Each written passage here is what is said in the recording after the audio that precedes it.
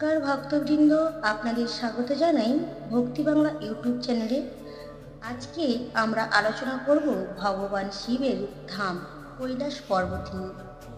এই পর্বত শুধু একটি প্রাকৃতিক বিস্ময়ময় নয়, এটি শিব ভক্তদের কাছে পরম পবিত্র স্থান। পুরাণ, আধ্যাত্মিক সাধনা ও আধুনিক বৈজ্ঞানিক আলোকে কৈলাসকে ঘিরে অসংখ্য রহস্য আজও মানুষের কৌতূহল জাগিয়ে রাখে। হিমালয়ের পশ্চিমাংশে তিব্বতের মালভূমিতে অবস্থিত এই মহিমান্বিত পর্বত, এর উচ্চতা প্রায় 22,000 ফুট।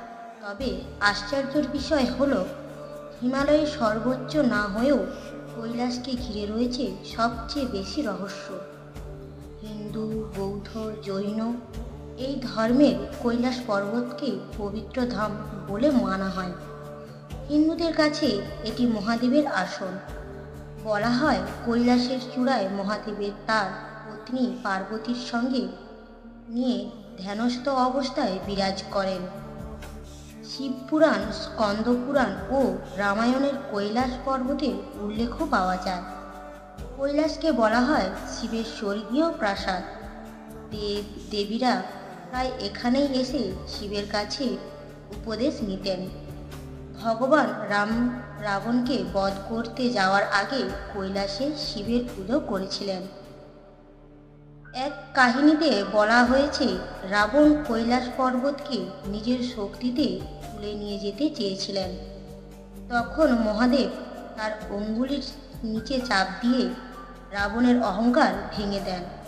সেই থেকেই রাবণ রাবণেশ্বর শিবতত্ত্ব রচনা করেন। কৈলাস শুধু একটি পর্বত নয়, এটি এক জীবন্ত তীর্থ। শিব ভক্তরা বিশ্বাস করেন কৈলাস পর্বত আসলে শিবলিঙ্গের রূপ। এই চারটি দিক চারটি বিভিন্ন মুখের মতো, যা ভগবান শিবের চতুর্থমুখী জ্ঞানকে প্রকাশ করে। প্রতি বছর হাজার হাজার ভক্ত কৈলাস যাত্রা বের হন। ভক্তরা পরিক্রমা করেন, প্রায় 52 কিলোমিটার হাঁটেন পর্বতের চারপাশ ঘুরে। শিব বিশ্বাস করা হয়, একবার যদি কেউ আন্তরিকভাবে ভক্তি সহকারে এই পরিক্রমা করতে পারেন, তবে জন্ম মৃত্যুর বন্ধন থেকে মুক্তি পান।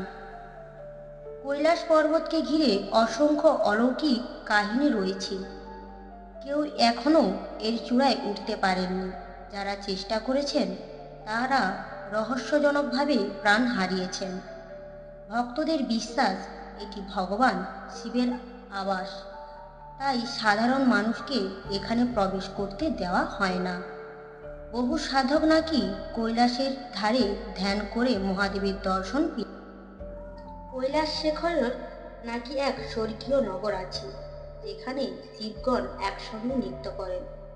সাধারণ মানুষের চোখে তা দেখা অসম্ভব। পর্বতের গঠন একেবারে পিরামিডের মতন। অনেকেই বলেন এটি প্রাকৃতিক নয়, বরং এক মানব সৃষ্টি স্থাপত্য। কৈলাসকে ঘিরে নাকি প্রবল চুম্বক ক্ষেত্র রয়েছে, এজন্য কাছাকাছি কম্পাস কাজ করে না। স্যাটেলাইট চিত্রে দেখা যায় কৈলাসের আশেপাশে হ্রদগুলো অদ্ভুতভাবে একে অপরের প্রতিচ্ছবি। যেমন মানস সরোবর হ্রদ পুরোপুরি সূর্যের প্রতীক, আর রাক্ষসতাল চাঁদের মতন অন্ধকারের প্রতীক। এইসব কারণে আধুনিক বিজ্ঞানও কৈলাসকে নিয়ে ভাবনায় পড়ে গেছে। শাস্ত্রে বলা হয়েছে কৈলাসে শম্ভু সর্বদা বিরাজমান। ভক্তরা বিশ্বাস করেন কৈলাস কেবল একটি স্থান নয়, এটি একটি চেতনা ক্ষেত্র।